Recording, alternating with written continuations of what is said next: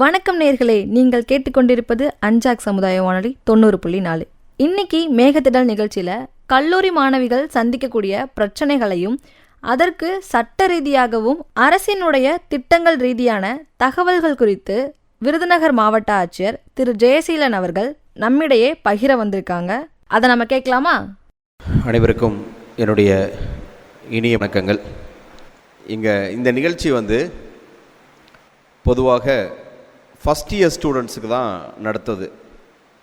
அதாவது காலேஜில் பள்ளியிலேருந்து கல்லூரிக்கு வந்திருக்கக்கூடிய முதலாம் ஆண்டு மாணவிகள் அவர்களுக்கு இப்போது அவர்கள் சந்திக்கக்கூடிய பல்வேறு பிரச்சனைகள் குறித்து சட்ட ரீதியாக அரசினுடைய திட்டங்கள் தொடர்பாக என்னென்ன விஷயங்கள்லாம் அவங்களுக்கு தெரியணும் அப்படின்றதை எடுத்து சொல்வதற்காக ஒரு நிகழ்ச்சி நமது மாவட்டம் முழுவதும் நடந்து கொண்டிருக்கிறது. சமூக நலத்துறை, பெண்கள் நலத்துறையிலிருந்து குறிப்பாக ஏன் அந்த வயதில் நடத்தணும் அப்படின்னா, ஒரு 17 வயதுலேருந்து அவங்க பள்ளி முடிச்சுட்டு கல்லூரிக்கு ஒரு 18 வயதில் வர்றப்ப அவங்க சட்டத்தினுடைய பார்வையில் ஒரு சிறுமியாக இருந்து ஒரு பெண்ணாக ஒரு பொறுப்புமிக்க ஒரு மனிதராக உருவாகக்கூடிய ஒரு வயது. 17 வயது வரையும் அவங்க ஏதாவது ஒரு தப்பு பண்ணிட்டா கூட அவங்களுக்கு தண்டனை கிடையாது. ஏன், ஒரு குற்ற செயல், ஒரு கிரிமினல் அஃபென்ஸ் பண்ணிட்டா கூட அவங்களுக்கு ஒன்றும் தண்டனை கிடையாது.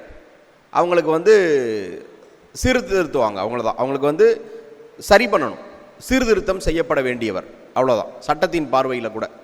ஆனால் அதே பெண் ஒரு 18 வயது கடந்துட்டாங்க, ஒரு ஆண் யாராக இருந்தாலும், அவங்க சட்டத்தின் பார்வையில் ஒரு முதிர்ச்சி அடைந்த ஒரு அடல்ட், குடிமகன், குடிமகள். அவங்க ஏதாவது ஒரு தவறு செஞ்சிட்டா அந்த தவறிற்கு தண்டனைக்குரியவர்கள். அப்போ எவ்வளவு பொறுப்பு மிகுந்த ஒரு வயதை அவர்கள் அடைகிறார்கள்.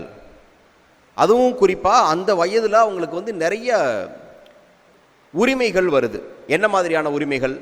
ஒரு 18 வயதை ஒரு பெண்ணோ ஒரு ஆணோ அடைந்தவுடன் ஒரு 2 சக்கர வாகனத்தையோ ஒரு 4 சக்கர வாகனத்தையோ ஓட்டக்கூடிய அளவிற்கு தன்னுடைய உயிர் மீதும் அடுத்தவர்களுடைய உயிர் மீதும் அக்கறை கொண்ட பொறுப்புணர்வு மிக்க மனிதராக ஒருவர் இருப்பார். அதனால் டிரைவிங் லைசன்ஸ் கொடுக்குறோம். தன்னை யார் ஆள வேண்டும் என்று அரசியல் அதிகாரத்தின் அடிப்படையில் ஒரு தலைவரை தேர்ந்து செய்வதற்கும் ஒரு வாக்குரிமையை அந்த வயதில் தான் அவர்களுக்கு கிடைக்கிறது. அதே போன்று தன்னுக்கு பிடித்த ஒருவரை அல்லது தன் வாழ்க்கை துணையாக ஒருவரை தெரிவு செய்து கொள்வதற்கான உரிமையும் அந்த வயதில் தான் இருக்கிறது. அப்போ அந்த வயது என்பது ஒரு மெச்சூரிட்டி, ஒரு மனிதராக அவர்கள் இந்த பூமி பந்தில் வாழக்கூடிய காலகட்டத்திற்கு குழந்தை பருவத்திலிருந்து அடுத்த நிலையை அடைவதற்கான ஒரு வயது. இந்த வயதில்தான் அவர்கள் அந்த அடலசன்ட் ஏஜ் கடந்து நிற்கிறார்கள். அந்த 18 பருவத்தை கடந்து வரக்கூடிய சூழல்களில் அவர்கள் இந்த சமுதாயத்தோடு நேரடியாக எதிர்கொள்ள ஆரம்பிக்கிறார்கள். அதன் வரை அப்பா அம்மாவினுடைய கதகதப்பான பாதுகாப்பில் இருக்கக்கூடியவர்கள் இந்த சமூகத்தை நேரடியாக எதிர்கொள்கிறார்கள். அப்போ அவங்களுக்கு நிறைய அவேர்னஸ்லாம் கொடுக்கணும் அப்படின்றதுக்கு தான் இந்த நிகழ்ச்சி இன்னும் சிறப்பாக கல்லூரியின் இறுதி ஆண்டு படிக்கக்கூடிய மாணவ மாணவியர்களுக்கு இருக்கிறது. நீங்கள் ஒன்றை மட்டும் நன்றாக உங்களுடைய உள்ளத்தில் வைத்துக் கொள்ளுங்கள். கல்லூரி வீடு என்ற கதகதப்பான இந்த மதிர் சுவர்களுக்குள் இருக்கும் வாழ்க்கை ஒருபோதும் சமூகம் உங்களுக்கு வழங்காது. நீங்கள் நாளை ஏதாவது ஒரு பணிச்சூழலுக்கு போகிறப்ப கூட அந்த பணிச்சூழலில் நீங்கள் எதிர்கொள்ளக்கூடிய ஒர்க் பிளேஸ் பாலிட்டிக்ஸ் அப்படின்னு இருக்கும். ஒர்க் பிளேஸ் பாலிட்டிக்ஸ் அப்படின்றது பணி செய்யும் இடங்களில் இருக்கக்கூடிய அரசியல். திறமை மிகுந்த ஒருவருக்கு வாய்ப்பு மறுக்கப்படும். திறமையே இல்லாத ஒருவர் நமக்கு ஒரு ரிப்போர்ட்டிங் ஆஃபீஸராக கூட இருக்கலாம். ஒரு அமைப்பிற்குள் நாம் பணி செய்கின்ற போது இந்த சமூகம் எப்படி நம்மை எதிர்நோக்குகிறது? குறிப்பாக இந்த வயதில் நீங்கள் ஒரு உறவுகளில் எமோஷனல் ரிலேஷன்ஷிப்பில் இருக்கிறப்ப எவற்றையெல்லாம் நீங்கள் நன்கு கவனிக்க வேண்டும். குறிப்பாக இந்த வயதில் மாணவிகளுக்கான பிஹேவியரல் இஷ்யூஸ், அதாவது என்னன்னா, நீங்கள் எப்படி உங்களை வெளிப்படுத்திக் கொள்கிறீர்கள், உங்களுடைய குணநலன்கள் என்பது விரும்பத்தகுந்த மாற்றங்களை செய்யக்கூடிய குணநலன்களா the behaviours which brings desirable changes என்று குறிப்பிடுவாங்க சைக்காலஜியில். நமக்கு விரும்பத்தகுந்த மாற்றங்களை ஏற்படுத்தக்கூடிய குணநலன்கள் அல்லது நம்மை சார்ந்தவர்களுக்கு விரும்பத்தகுந்த மாற்றங்களை ஏற்படுத்தக்கூடிய குணநலன்கள். இந்த குணநலன்களை நீங்கள் உருவாக்கி கொள்வது, நீங்கள் ஏற்படுத்தி கொள்வது அல்லது நீங்கள் மாற்றிக்கொள்வது என்பதை தாண்டி மற்றொருவர் இன்ஃப்ளூயன்ஸ் செய்து இந்த பிஹேவியரை மாற்றுவது. நான் இன்னும் கொஞ்சம் தெளிவாக சொல்ல விரும்புகிறேன்.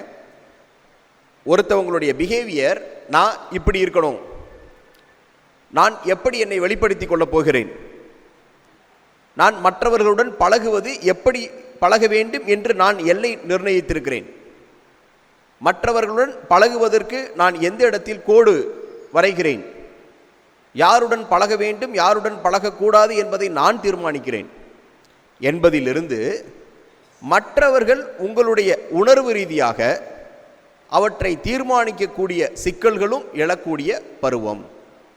எனவே இந்த பிஹேவியரல்ல emotional relationship, it's affecting the behavioural issues directly. இதை புரிந்து கொள்வது மிக மிக முக்கியமான ஒன்று. அந்த சிக்கல்களில்தான் மாணவிகள் நிறைய பிரச்சனைகளை எதிர்கொள்கிறார்கள். அப்படி எதிர்கொள்கின்ற போது அவர்களுக்கான சட்ட பாதுகாப்புகள் என்னென்ன இருக்கு? நான் இந்த நிகழ்ச்சி நமது மாவட்டத்தில் இது ஒரு 10வது நிகழ்ச்சி என்று நினைக்கின்றேன். நமது மாவட்டம் முழுவதும் இருக்கக்கூடிய அனைத்து கல்லூரிகளிலும், குறிப்பாக மகளிர் கல்லூரிகள் அல்லது கல்லூரிகளில் இருக்கக்கூடிய பெண்கள் அனைவரிடத்திலும் இந்த நிகழ்ச்சியை கொண்டு சென்று தொடர்ச்சியாக பல்வேறு துறை சார்ந்த நிபுணர்கள் பேசி கொண்டிருக்கிறார்கள். அப்படிப்பட்ட இந்த நிகழ்ச்சி முதன் முறையாக விருதுநகரில் இருக்கக்கூடிய ட்ரிபிள் கல்லூரியில் நடந்தது. அந்த ட்ரிபிள் காலேஜில் அந்த நிகழ்ச்சியை நான் தொடங்கி வைக்க போனப்ப ஸ்டேஜில் வந்து பிரின்ஸிபல் உட்காந்துருக்க மாதிரி அங்கே ட்ரிபிள் பெண்கள் கல்லூரியினுடைய பிரின்ஸிபல் ஒரு மேடம் உட்காந்துருந்தாங்க. அந்த மேடம் கிட்ட வந்து, மேடம், உங்கள் மாணவிகள், நீங்கள் ரொம்ப வருஷமாக காலேஜில் ஒர்க் பண்ணுறீங்க, இப்போது இருக்கக்கூடிய மாணவிகள் எதெல்லாம் கொஞ்சம் நல்லா பண்ணால் அல்லது நல்லா தெரிஞ்சிருந்தா அவங்க லைஃப்பில் பெட்டராக பெர்ஃபார்ம் பண்ணுவாங்கன்னு நினைக்கிறீங்க அப்படின்னு கேட்டேன். நான் என்ன கேட்டேன்றதை மறுபடியும் சொல்கிறேன். நீங்கள் ரொம்ப வருஷமாக பிரின்ஸிபலாக இருக்கிறீங்க, நிறைய மாணவிகளை பார்த்துருப்பீங்க. ஒரு 3 விஷயம் சொல்லுங்கள். இந்த 3 விஷயத்தை இந்த மாணவிகள் கொஞ்சம் புரிஞ்சுக்கிட்டாங்கன்னா இல்லை நல்லா பண்ணாங்கன்னா அவங்க இன்னும் லைஃப்பில் ரொம்ப பெட்டராக பெர்ஃபார்ம் பண்ணுவாங்க, லைஃப்பில் ரொம்ப நல்லா இருப்பாங்க அப்படின்னு ஒரு 3 விஷயம் சொல்லுங்கள் அப்படின்னு சொன்னேன், கேட்டேன். அதுக்கு அந்த பிரின்ஸிபல் மேடம் வந்து ஃபஸ்ட்டு வந்து ஃபோக்கஸ்டாக இருக்கணும், ரெண்டாவது வந்து இவங்களுக்கு கவனச்சிதறல்கள், ஒரு இதை கண்டினியூஸாக பண்ண மாட்டுறாங்க, பாதியில் விட்டுறாங்க அப்படின்னு இது காலங்காலமாக சொல்கிறது தான். இது எல்லா இடத்துலையும் இருக்கும். அது மேடம் பிரின்ஸிபல் மட்டும் புதுசாக சொல்லலை, இது திருக்குறள்லேயே சொல்லியிருக்காரு. எதையும் கடைசியாக ஃபோக்கஸ் பண்ணவங்களுக்கு மட்டும்தான் வெற்றி கிடைக்கும். கவனச்சிதறல் ரொம்ப சாதாரணமாக ஒன்று, ஆனால் அது எதன் மீது கவனத்தை சிதறடிக்கிறோம் அப்படின்றது ரொம்ப முக்கியம்.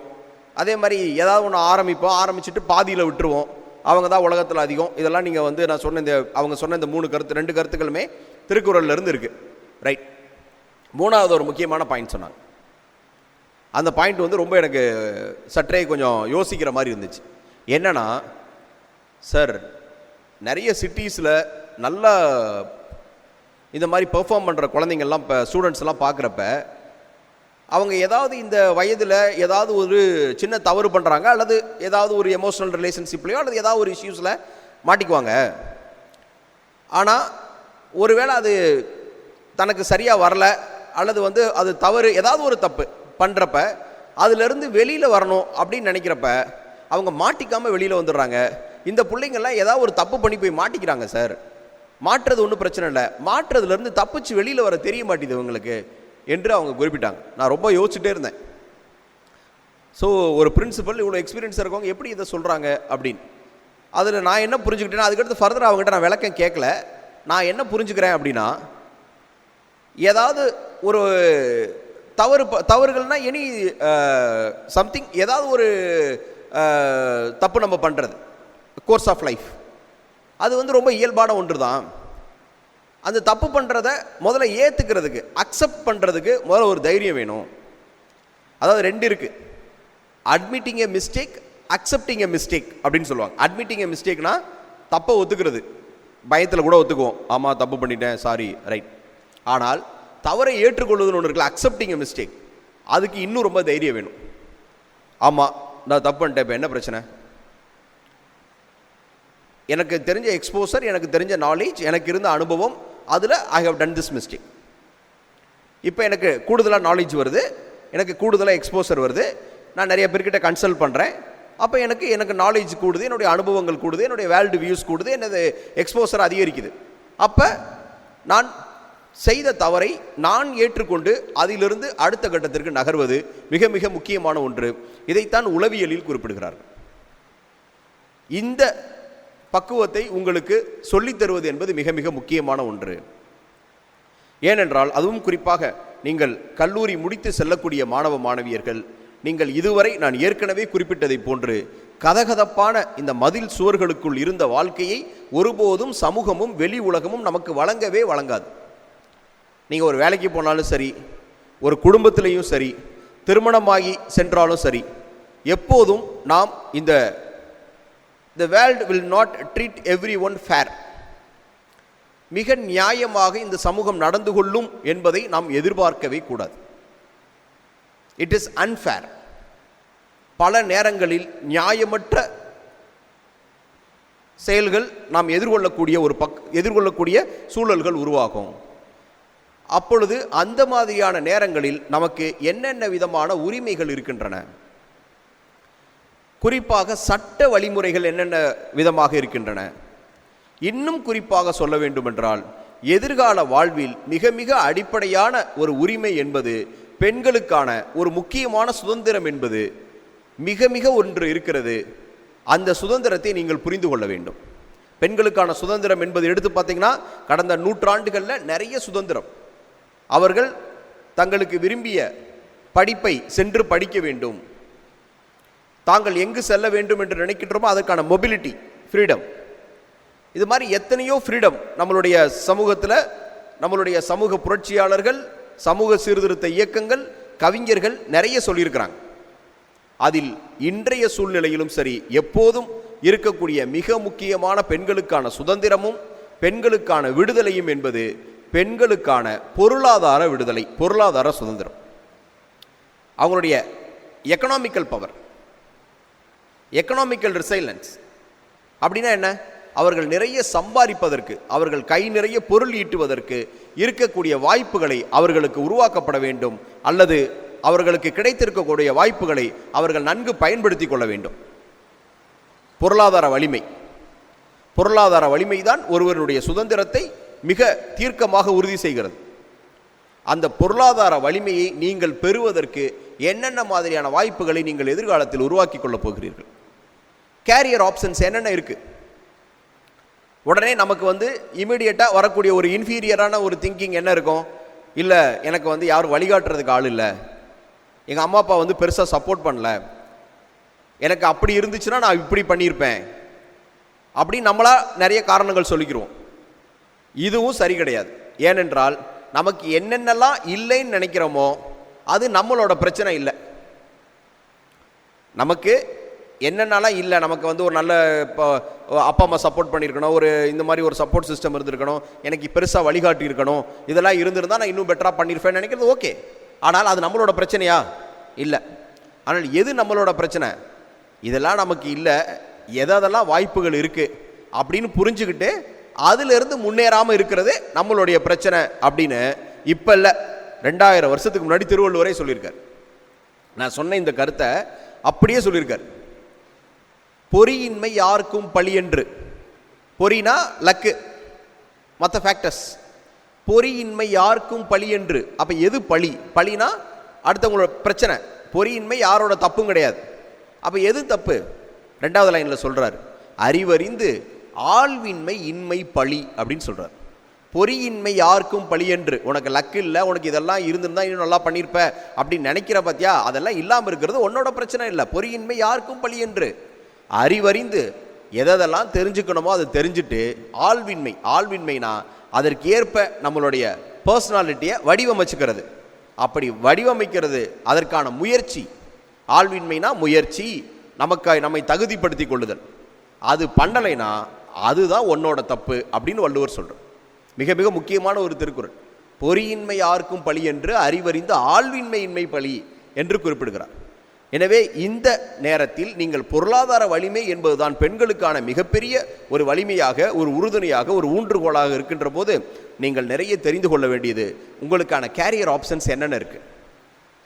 நீங்கள் பிஜி படிக்கிறீங்களா, பிஜி முடிச்சுட்டு என்னென்ன மாதிரியான கேரியர் ஆப்ஷன்ஸ் இருக்குது, அல்லது நான் ஒரு போட்டித் தேர்வு எழுத போகிறேன்னா என்னென்ன மாதிரியான ஆப்பர்ச்சுனிட்டிஸ் இருக்குது, அல்லது நான் ஒரு தனியார் நிறுவனத்திற்கு வேலை செய்ய போகின்றேன்னா என்னென்ன மாதிரியான ஆப்பர்ச்சுனிட்டிஸ் இருக்குது, அதில் அடுத்து என்னுடைய 5 வருஷ பிளான் என்ன, நான் ஒரு தொழிலை தொடங்க போகின்றேன்னா அரசினுடைய திட்டங்கள் என்னென்ன மாதிரியான திட்டங்கள் இருக்குது. எத்தனையோ திட்டங்களில் அரசு இன்றைக்கி சப்சிடி கொடுக்குறாங்க, மானியம் கொடுக்குறாங்க. அரசு நிறைய திட்டங்களில் பெண்களுக்கு குறிப்பாக நிறைய தொழிற்பயிற்சிகளை வழங்குகிறார்கள். இந்த இருக்கக்கூடிய வாய்ப்புகள் குறித்தெல்லாம் நமக்கு தெரிந்திருக்கின்றோமா? நான் ஒரு மிக முக்கியமான ஒரு புள்ளி விவரத்தை உங்களோடு பகிர்ந்து கொள்வது இந்த நிகழ்ச்சியில் பொருத்தமாக இருக்கும் நினைக்கின்றேன். இதுவரை நான் யாராவது பேசுகிறத கேட்கலைன்னா கூட இந்த ஒரு பாயிண்ட் மட்டும் கேளுங்க. நம்ம டிஸ்ட்ரிக்டில் ஒரு சர்வே பண்ணோம். அது என்ன சர்வேனா, +2ல் நல்லா படித்த மாணவ மாணவியர்கள், அதாவது ஒவ்வொரு ஸ்கூல்லையும் ஸ்கூல் ஃபஸ்ட் எடுத்த பசங்க ஒரு 10-20 பேரை ரேண்டமாக எடுத்து அவங்க இப்போ என்ன பண்ணுறாங்க, நான் சொல்கிறது ஒரு 10-15 வருஷத்துக்கு முன்னாடி ஃபஸ்ட் ரேங்க் எடுத்தவங்க, ஸ்கூல் ஃபஸ்ட் எடுத்தவங்க, அவங்க இப்போ என்ன பண்ணுறாங்கன்னு எடுத்து பார்த்தா சிறப்பான மதிப்பெண்களை பெற்ற மாணவ மாணவியர்கள் இன்று வாழ்வில் மிக சிறந்த நிலையில் இருக்கிறார்கள். எல்லோரும் இல்லை, ஒரு சிலர். சிறப்பான பள்ளி முதல் மதிப்பெண்களை பெற்ற மாணவ மாணவியர்கள் இன்று ரொம்ப சாதாரணமாக அல்லது ரொம்ப சொல்ல முடியும், ஐ மீன் ரொம்ப ஒரு குறிப்பிடத்தகுந்த அளவில் இல்லை, ரொம்ப சாதாரணமாக இருக்கிறாங்க. அப்போ அந்த பள்ளியில் நார்மலாக படித்தவங்க, ஒரு அகாடமிக்லி ஆவரேஜாக இருக்கிறவங்க அல்லது ஒரு பிலோ ஆவரேஜாக இருக்கிறவங்க எப்படி இருக்கிறாங்க, அதுலேயும் நிறைய பேர் நல்லா இல்லை, ஒரு சில பேர் பெஸ்ட்டாக இருக்கிறாங்க. ஸோ ரொம்ப அகாடமிக்லி வெரி புவர் பெர்ஃபார்மர் அவர் எப்படி இருக்கார், அதுலேயும் ஒரு சில பேர் ரொம்ப நல்லா இருக்கிறாங்க. அப்போ ஒரு காமன் படிப்பு, அறிவு, திறமை, உழைப்பு, படிப்பு, அறிவு, படிப்பினால் கிடைக்கக்கூடிய அறிவு, எப்போதும் ஒன்றை அடைவதற்கான உழைப்பு, உழைப்பின் மூலமாக வரக்கூடிய திறமை, இந்த நாளும் ஒரு மனிதனுடைய வெற்றியை கண்டிப்பாக தீர்மானிக்கும். ஆனால் நம்மளோட அனாலிசிஸில் எடுத்து பார்த்தா ரொம்ப இன்ட்ரெஸ்டிங்காக ஒரு ஃபேக்டர் வந்திருக்கு. இந்த 4ம் இருக்கக்கூடியவர்கள் எல்லோரும் முன்னேறவில்லை. ஏன்னா இந்த 4 தான் காலங்காலமாக சொல்லிட்டு இருக்கீங்க. நான் என்ன அப்படி ஒரு அதிர்ச்சிகரமான உண்மையை சொல்கிறேன்னு நினைக்காதீங்க. இது காமனாக இல்லை, அதாவது ரொம்ப பெட்டராக பெர்ஃபார்ம் பண்ணியிருக்க எல்லாத்துக்கும் இந்த 4ல் காமனாக இல்லை. ஆனால் காமனாக பொதுவாக எல்லோரிடமும் ஒன்று இருந்தது. அந்த ஒன்று தான் நம்ம புரிஞ்சுக்கணும், அந்த ரகசியத்தை. வாழ்க்கையில் சிறப்பாக வெற்றியை அடைந்தவர்கள் அல்லது தங்கள் விரும்பக்கூடிய ஒன்றை சரியாக பெற்று பொருளாதாரத்தில், சமூகத்தில் நல்ல மதிப்போடும் வலிமையோடும் இருக்கக்கூடியவர்கள், அவர்களுக்கு ஒரே ஒன்று மிக மிக முக்கியமான ஒரு பொது பண்பு இருக்கிறது. அந்த பொது பண்பு தான் உங்களுடைய உள்ளத்தில் எழுதி கொள்ளுங்கள். அவர்களுக்கு இருக்கக்கூடிய விழிப்புணர்வும், விழிப்புணர்வை பெற்ற பிறகு அவர்கள் தேடிய தேடலும் தான் அவேர்னஸ். ஒற்றை வார்த்தை. நிறைய பேர் நம்ம கூட இருக்கோம், நிறைய பேருக்கு இருக்கக்கூடிய ஆப்பர்ச்சுனிட்டியை பற்றி தெரியவே தெரியாது. அந்த ஆப்பர்ச்சுனிட்டியை பற்றி அவேர்னஸ் இல்லவே இல்லை. கொஞ்சம் பேருக்கு இருக்கு. கொஞ்சம் பேருக்கு அந்த அவேர்னஸ் தெரிஞ்ச உடனே, ஓ இவ்வளோ பெரிய ஆப்பர்ச்சுனிட்டி இருக்குது, இந்த ஆப்பர்ச்சுனிட்டியை நான் பயன்படுத்தணும்னா என்ன பண்ணணும்னு நினைக்கிறாங்க, அதை பண்ணுறாங்க, சக்ஸஸ் ஆகுறாங்க. இப்போ ஒரு கல்லூரியில் ஒரு ஓட்டப்பந்தயம் நடக்குது. ஒருவருக்கு தெரியுது இன்னும் இந்த இந்த தூரத்தை நான் கடைசி ஒரு 500 மீட்டர் மட்டும் ஓடணும், இவ்வளோ நேரத்தில் ஓடிட்டே எனக்கு ஒரு தங்கப்பதக்கம் கிடைக்கும் அப்படின்னு ஒரு இது இருக்குது, ஒரு போட்டி இருக்குன்னு வச்சுக்கோங்க. அவருக்கு அந்த ஆப்பர்ச்சுனிட்டி, அந்த தகவல் தெரிஞ்சால், ஐயோ இன்னும் ஒரு 2 நிமிஷத்தில் இவ்வளோ கிலோமீட்டர் ஓடிட்டா எனக்கு வந்து தங்கப்பதக்கம் கிடைக்கும் அப்படின்ற தகவல் அவருக்கு தெரிஞ்சால் அவர் எவ்வளவு வேகமாக தன்னுடைய உழைப்பை செலுத்துவாரோ, அதே போன்று ஆப்பர்ச்சுனிட்டியை பற்றி தெளிவாக தெரிந்தவர்களுக்கு ஸோ இவ்வளவு பண்ணுனா இது கிடைக்கும் போல அப்படின்னு தெரிகிறப்ப நல்லா ஒர்க் பண்ணுறாங்க, கடுமையாக உழைக்கிறாங்க. உழைக்கிறது மூலமாக திறமை வருது, திறமையை பயன்படுத்தி அந்த பாயிண்ட்டுக்கு போகிறாங்க, அவர்கள் வெற்றியை பெறுகிறார்கள். எனவே படிப்பு, அறிவு, உழைப்பு இவற்றை விட மிக திறமை, இந்த 4ஐயும் விட மிக முக்கியமான ஒன்று இருக்கிறது. 4 முக்கியம் தான், இல்லைன்னு சொல்லலை, இதை விட முக்கியமான ஒன்று இருக்கிறது. அதுதான் நம்மளுடைய வாய்ப்புகள் குறித்த விழிப்புணர்வு, வாய்ப்புகள் குறித்து தெரிஞ்சுக்கிறது. எனக்கு இது தெரியல அப்படின்றது நோ. இன்றைக்கி உங்களுக்கு தெரிஞ்சு கொள்வதற்கு நிறைய ஆப்பர்ச்சுனிட்டிஸ் இருக்குது, நிறைய வழிமுறைகள் இருக்குது. நாம் எவ்வளவு விரிவாகவும் ஆழமாகவும் தேடுகிறீர்களோ அவ்வளவு மிக மதிப்புமிக்க வைரங்களை நீங்கள் பெற்றுக்கொள்கிறீர்கள். ஐ ரிப்பீட், நீங்கள் எவ்வளவு விரிவாகவும் எவ்வளவு ஆழமாகவும் தேடுகிறீர்களோ அவ்வளவு நீங்கள் மதிப்புமிக்க வைரங்களை வாழ்க்கையில் பெறுகிறீர்கள். இன்று மாறி வரக்கூடிய உலகில் கற்றல், கற்பித்தல், நீங்கள் புதிய செய்திகளை தெரிந்து கொள்வதற்கான சூழல் என்பது மிகப்பெரிய அளவில் மாறிவிட்டது.